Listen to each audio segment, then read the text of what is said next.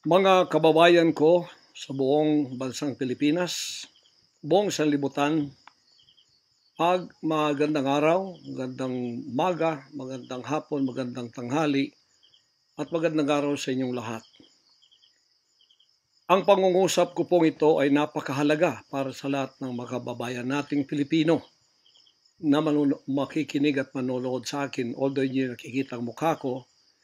Ito po si Pastor Apollo Kibuloy, ang appointed Son of God ng Kingdom of Jesus Christ, the name above every name.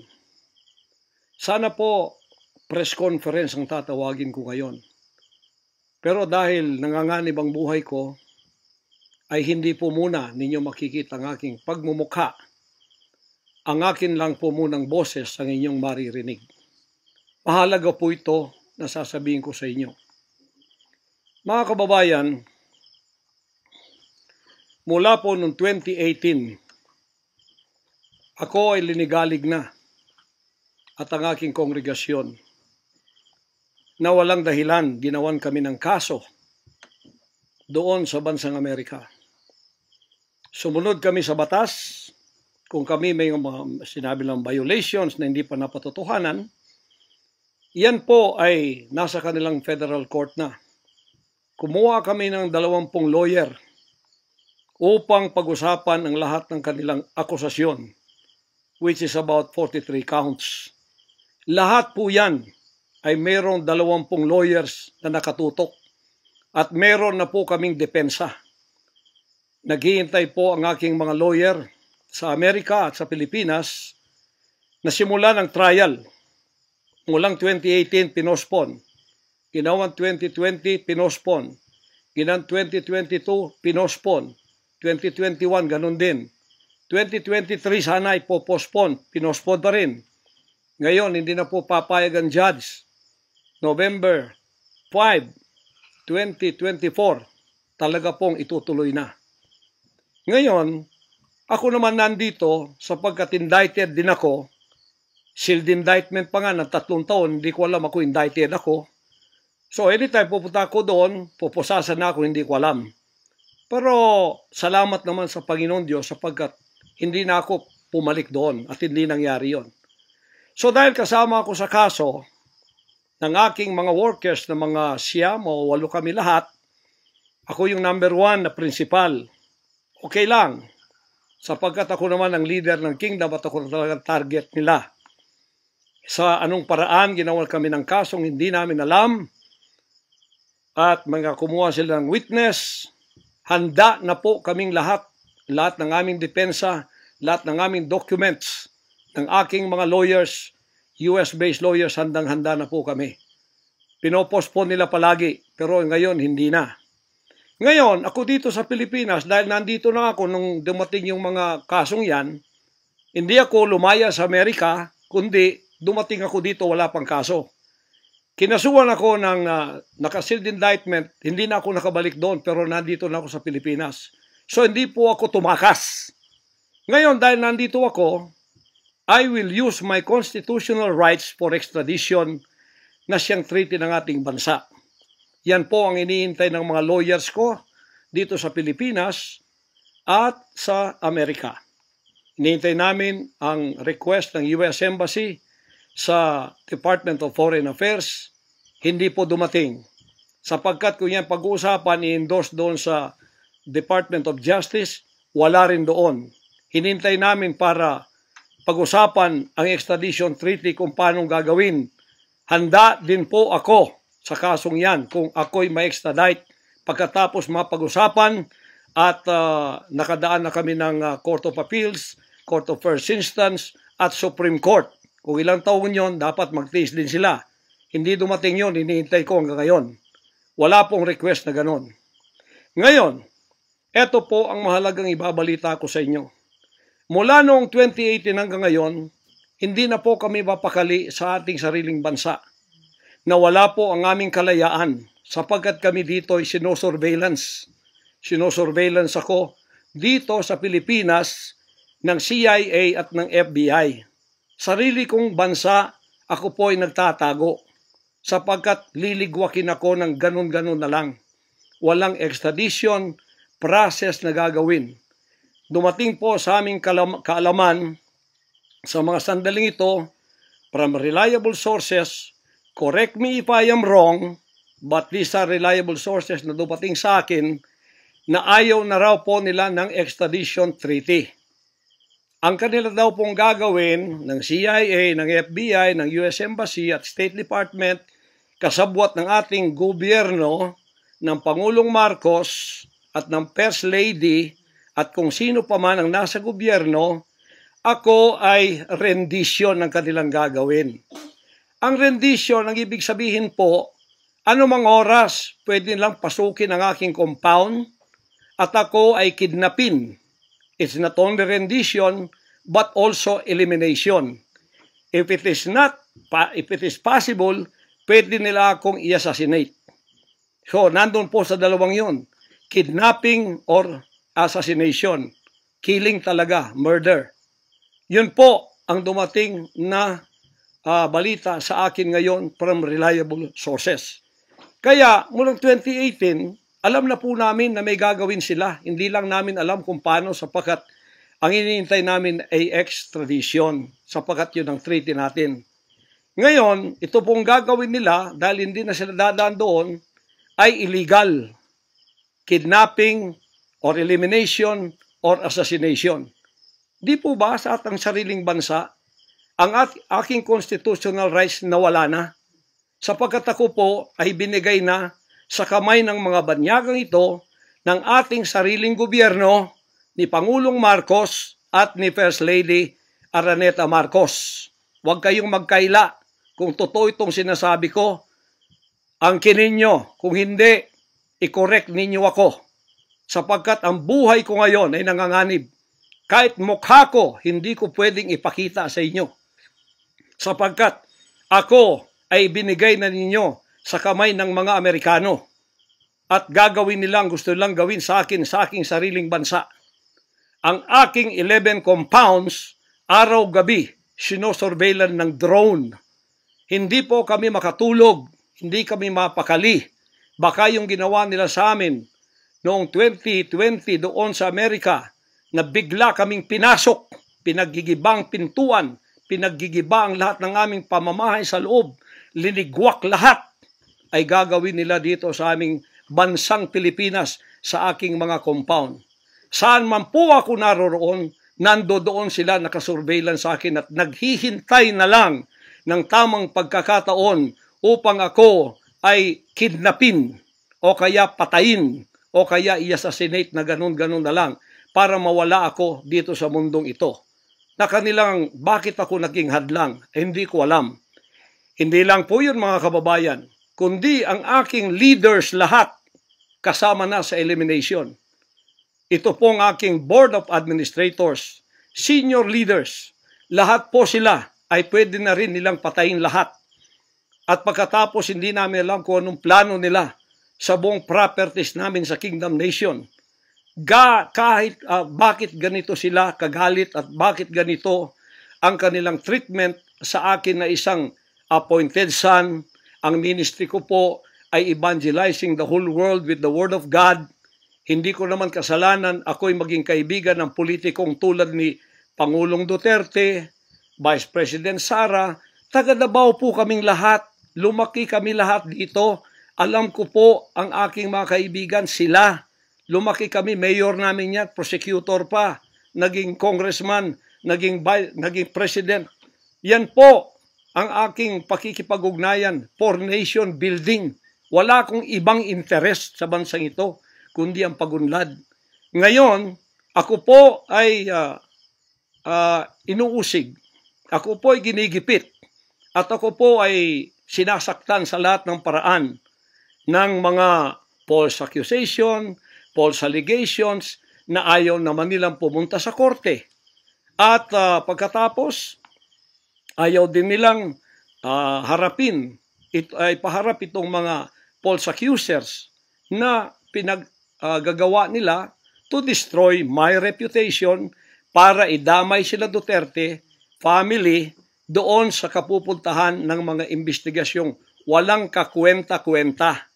Hinamon ko na kayo, punta kayo sa korte Ayaw ninyo, ikaw, Risa Hontiveros, ikaw, kayong tatlo dyan na nasa kongresong puro leftist.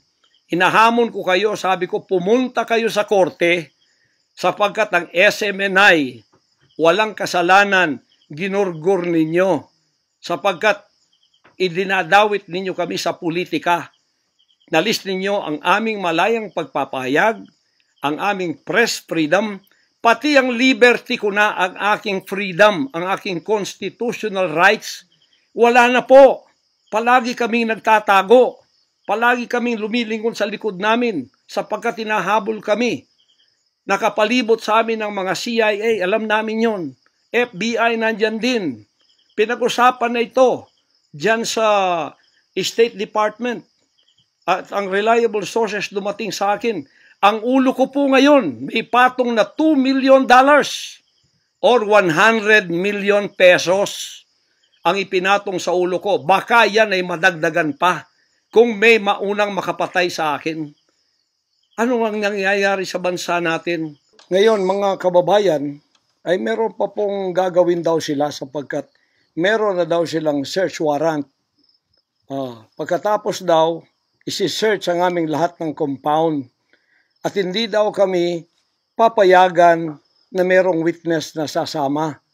At ang balita namin, kung ito'y totoo, sa reliable source ay nagsasabi na paplantingan daw kami ng bomba, guns, and drugs sa aming mga compound. Yan po ay aming babantayan. Sinabi ko na po muna sa inyo dito sa live na to para kung mangyari man ang mangyayari sapagkat wala po kaming ganon ay sila po may kagagawan nun. Ganito ka-evil ang kanila pong mga pag-iisip sa ngayon, masyadong desperado. Aywan ko kung bakit. Kung kayo nasa katotohanan, nasa kapangyarihan, bakit kayo natatakot? At huwag ninyong pasamahin ang aming mga abogado para sumama sa inyo sa pagsisearch. Kaduda-duda na yon. Hindi po pwede yun. Ano tayo? Bansang Hapon ng panahon ng giyera? Ano to? Panahon ni Hitler? Na wala kaming pwedeng lawyer na sumama sa inyo? Kayo-kayo lang? Pagkatapos, pwede nyo kaming barilin pagka kami nakikipag-usap na kailangang may witness para kamerahan namin ang ginagawa ninyo na wala kayong lusot kung meron kayong gagawin na kabulastugan. At pagkatapos, ipapatong ninyo sa amin. Pagka ito'y totoo, we will resist you. Hindi kami violent, pero hindi kami papayag na wala kaming mga witness na sasama sa inyo. Lawyer at saka barangay captain ang hinihingi namin na magiging witness sa lahat ng search na gagawin ninyo sa lahat ng aming pamamahay, kwarto o kung ano.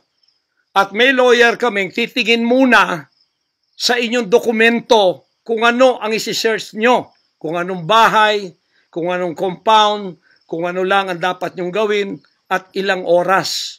Hindi to open-ended eh. Kailangan meron, sisisi namin ng judge na gumawa ng search warrant na ito pagka hindi ninyo nirespect ang aming constitutional rights. Huwag ninyong tapakan ang aming rights. Hindi din namin tatapakan ng rights ninyo bilang kayo ay nasa batas. Igagalang namin yon. Pero igalang din ninyo kami kasi meron kaming mga narinig na ginawan ninyo ng mga ebidensyang peke. Tinamnan ninyo pagkatapos ipapatong ang kaso sa amin. Religious community po ito.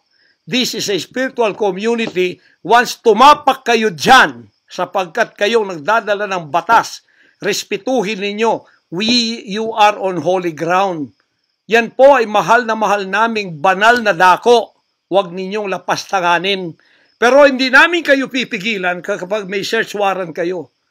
Pero hindi kami papayag na hindi kami makakasama ng kasama namin, hindi makikialam sa inyo. Titingin lang sa lahat ng gagawin ninyo. Kasi hindi na kami kumpiyansa sa gobyernong ito. Gagawa sila ng paraan para kami ay bigyan ng kasalanan. Yan po, babantayan natin yan. Pag hindi sila pumayag, then siguradong magpa-planting sila ng evidence. Pag pumayag sila, then fair ang laban. Hindi namin sila pakikialaman, titingin lang ang aming mga witness na mga lawyer at saka barangay captain. At kung sino man ang mga witness na nandoon mula sa aming side, kasi nandoon sila. Hindi na pwedeng gawin wantonly ang kanilang gagawin doon sa aming mga compound na wala kaming witness. Because they can do anything to implicate us, to plant false evidences and charges against us. Ganon ang aming mga paningin dito. Kaya wag ninyo kaming pigilan para pantay ang laban natin. Kasi nakikita namin na ang pamamahalang ito ay hindi na po matuwid. Biro ninyo, ginikipit kaming ganito, wala namang kaming ginagawa sa bansang ito. Sinabi ko na muli, hindi kami nagdi-deal ng drugs, hindi kami violenting tao, hindi kami terorista, mangangaral kami ng mga salita ng Diyos. In fact, dito sa aming compound sa Tamayong, kami ang nakapagbigay ng peace sa mga kababayan nating sinisila ng CPP and PNDF, tinatakot at pinapatay. Ngayon, wala na sila, may peace na kami. Ito namang gobyerno natin, ito ang ginagawa nila sa amin. Biro ninyo mga compound na religious ng Kingdom of Jesus Christ, ginaganito nila. Pero yung pagnanakaw nila sa gobyerno, wala silang sabi. Tiklop bibig. Hindi sinisearch ang mga bahay na pinagbibili nila. Nagamit ang pera ng gobyerno. Anong klase kayo? Sige, gawin ninyo ang gusto ninyong gawin sa amin. Pero kami tatayo sa aming constitutional rights. Whatever happens. Tatayo ako sa kalayaan ko sa bansang ito na pinakamatyan ng aking mga national heroes. Yan mga kababayan, bantayan po natin. Hindi po ako magpaparesto sapagkat ako po ay siguradong papatayin. Kasi rendition na ang kanila, hindi na po extradition. Kaya wala na akong kalayaan at wala na po akong depensa sa sarili ko, kundi ang Panginoong Diyos lamang. Kung paano itinago ng Diyos si Elijah sa evil woman na si Jezebel, nang nagpakain sa kanya ay mga ibon na lang. Ganon din ang gagawin ng Diyos sa akin. Hindi ako ibibigay sa kamay ng masasama pag ganito ang pamamahala. It's an evil, unrighteous administration. I am telling you that. Bantayan natin to mga kababayan ko. 73 years na po ako. Magse-74 years na ako dito. Lahat ng administrasyon na daanan ko na. Lahat ng mga naging pangulo. Mula kay Diosdado Macapagal. Mula po sa malit pa ako kay Magsaysay. Kay Carlos P. Garcia, kay Diosdado Macapagal, kay Marcos Sr., kay Cory Aquino, pagkatapos kay Ramos, pagkatapos kay Gloria Macapagal, pagkatapos kay Erap, pagkatapos kay Ramos, pagkatapos si Aquino, Noynoy, pagkatapos ang ating Pangulong Duterte. Wala po kaming nadaanan ganito na ginigipit kami sa aming sariling bansa ng mga dayuhan na kasabwat ang ating pamahalaan na aking sinuportahan pa naman noong nakaraang eleksyon.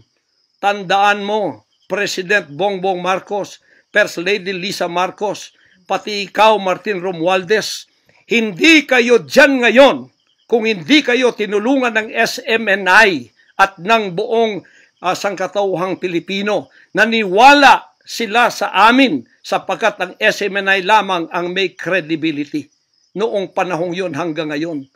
Ngayon, anong ginawa ninyo? Pinaggagawan ninyo kami ng kasalanan, inilagay ninyo kami sa kahihiyan, pagkatapos ibinilanggo pa ninyo ang dalawa naming mamamahayag, pagkatapos inaapi ninyo kami ng ganito-ganito lang. Ang aming pong tolerance, it has come to the rim. Our tolerance has been to the roofs already. Alam ninyo, hindi na po biro itong nangyayari sa bansang ito. Kung pababayaan po natin ang ganitong mangyayari ng mga dayuhang tulad ng Amerikano, CIA, FBI, State Department, US Embassy, gigipitin tayo with the connivance of our own President and First Lady and other members of the Congress. Kung pababayaan natin ito, nangyayari sa isang Pilipinong tulad ko na gumagawa ng kabutihan, trying our very best para makatulong kami, humanitarian, Children's Joy Foundation, dinemonize kami, kinriminalize kami. Biro nyo ginagawa niyo dangerous criminal organization, ang Kingdom of Jesus Christ. Buong sanlibutan, ang akin pong 38 years na munga ng mga 6 hanggang 7 milyong kaluluwa na niwala sa katwiran at nagbago ang buhay. Ngayon, ginaganito niyo ako ng dahil sa inyong politika na ang aking itinataas naman ay mga leader na tama tulad ni Duterte. Kasalanan ko ba yun na maniwala ako sa isang leader na matuwid at akin siyang itaas? Pagkatapos ganito kayo kadesperado para ako'y patayin at ang lahat ng aking mga senior leaders papatayin din hanggang yung mga leaders na pwede pang pagkatiwalaan papatayin ninyo. And then you take over all of our properties and compound. Pagkatapos, lilinlangin ninyo ang mga tao. Pagkatapos, magtatayo kayo ng sariling korporasyon. I-incorporate ninyo doon ang lahat ng properties na pinaghirapan, blood, sweat, and tears ng aking mga members all over the world. Tapos, biglang-bigla, ililipat ninyo doon sa inyong bagong korporasyon. At pagkatapos, itataas ninyo ang kamay ng isang tao tulad ni Bandari at sasabihin niyo, ito ang leader ninyo ngayon. Ano ang Kingdom of Jesus Christ? Political government? Hindi po ganon. Mangyari ng mangyayari. Hindi po papayagan ng Panginoon Diyos ang mga bagay na itong nangyayari sa ating bansa sa mga sandaling ito. Kung ako, mabuting tao, kung ako nangangaral ng katuwiran, kung ako tumutulong ng kusang loob at hindi nagpapautang loob kanino man, ginaganito ako. Sino pa kaya kayo, mga kababayan ko? Bumukas na po ang mata natin. Magkaisa na tayo at alisin ang evil administration na ito na siyang ginagamit ng masamang espiritu upang ang kadiliman ay bumalot sa buong bansang Pilipinas. Alam ko, mahal ninyo ang Pilipinas, mga Pilipino. Naghihintay lang tayo ng tamang pagkakataon. Meron pa bang ibang pagkakataon? Tingnan niyo nangyayari sa Kongreso. Tingnan ninyo yung korupsyon. Tingnan ninyo yung droga. Mismong ating presidente, mismong kanyang pamilya, inakusahang druggists, inakusahang mga drug addicts. Wala tayong ginagawa. Mismong Pangulong Duterte na nagsabi niyan. Mismong naririnig natin araw-araw, durugista siya. Pagkatapos, kami pa ngayon ang inaapi-api sa aming paglilingkod. Pagkatapos sila ay mga kriminal na nakaupo dahil may kapangyarihan. Kami ngayon ang liligwakin nila. Hindi ba yan karumal-dumal sa harap ng ating Panginoon Diyos? Hindi ba yan ay isang pamamahalang hindi tama? Si Nebukadnezar, pinakain ng damot, ginawa siyang hayop. Ang kanyang anak si Belshazzar, nakakita ng handwriting on the wall. Pagkatapos, inalis ang kaharian sa kanya at ibinigay kung sino ang magiging matuwid na haharap sa Panginoon Diyos. Anong tingin ninyo sa akin bilang pastor?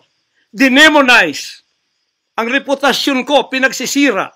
Ngayon, hindi na ako buhay. I am a living dead. Kung walang Panginoon Diyos sa akin, pinatay na ako sapagkat lahat ng gadgets nasa sa kanila. Lahat ng gadgets ng Amerikanong yan nasa sa kanila.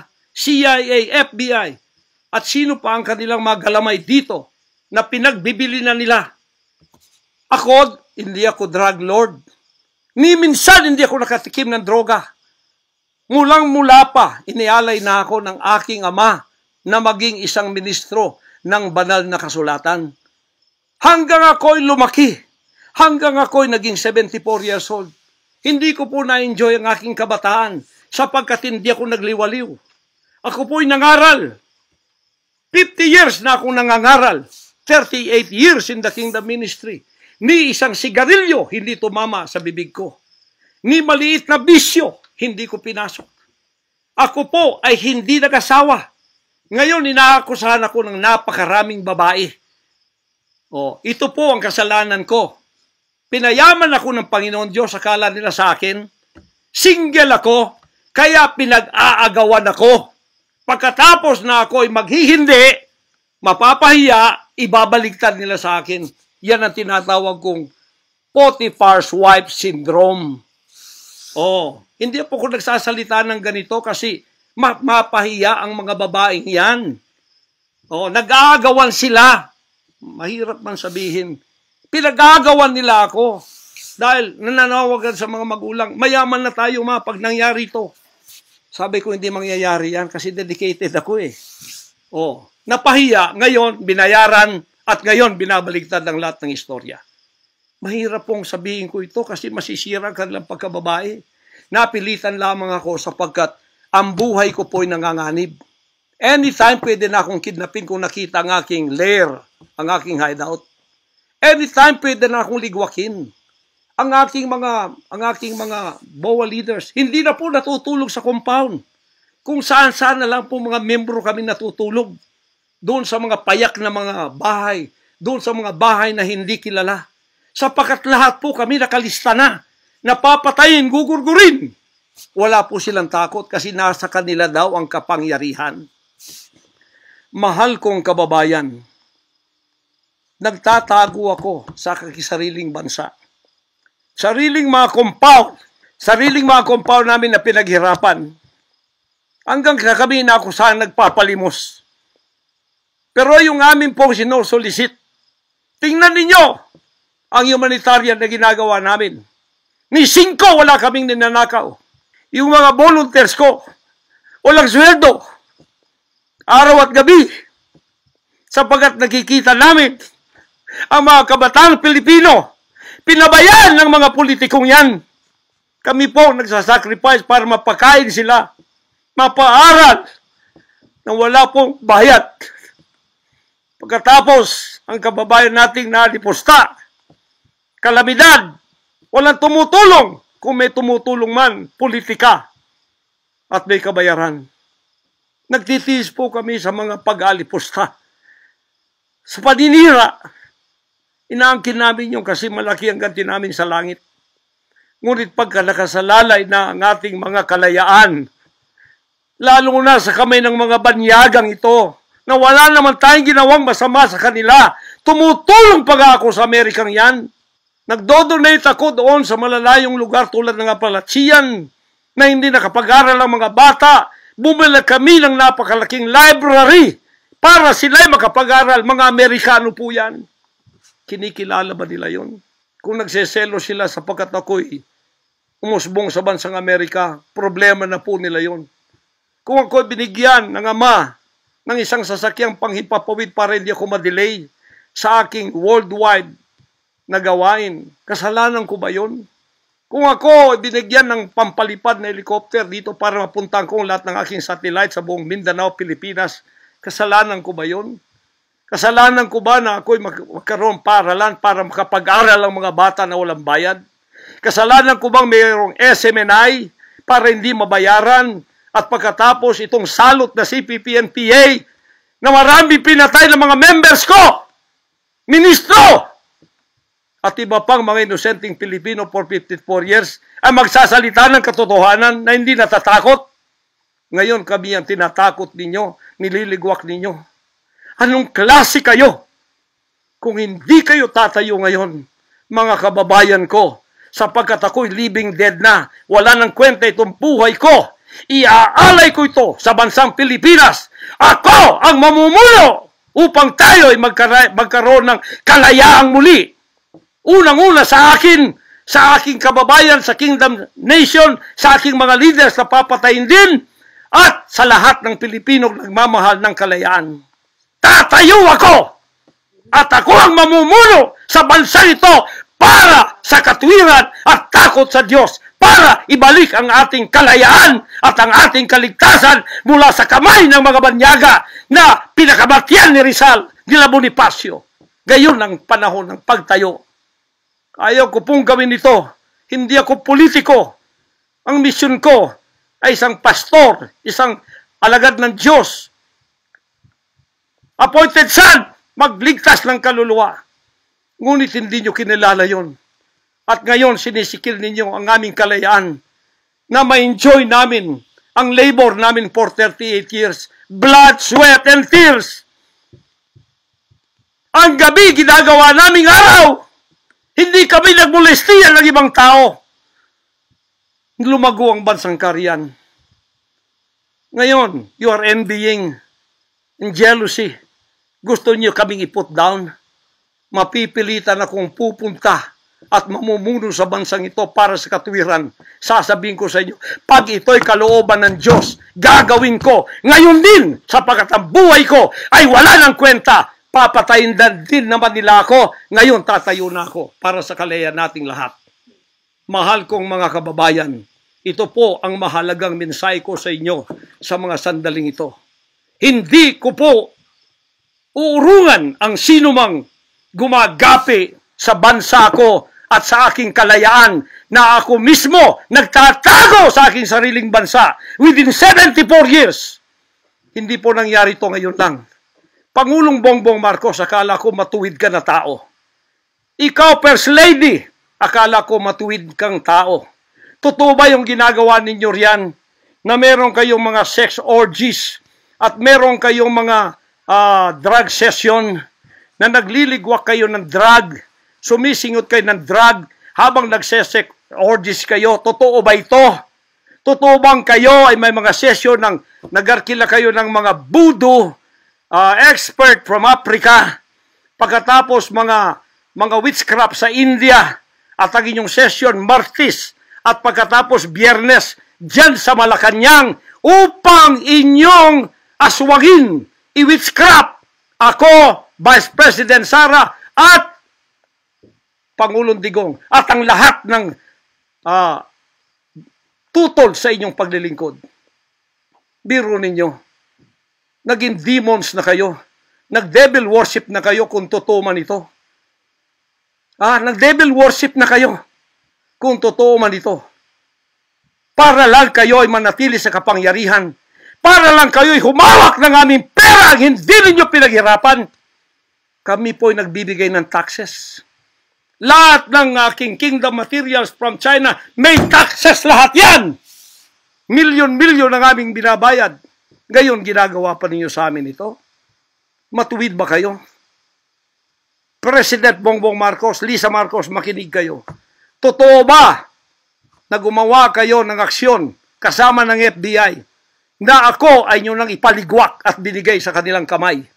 Kaya't sila'y gumagawa ng ganito with impunity sa aking sariling bansa. Kung ganyan ang ginawa ninyo, I will not honor you. I will not respect you because you did not honor me and you did not respect me. You are no longer worthy to be our trusted leader.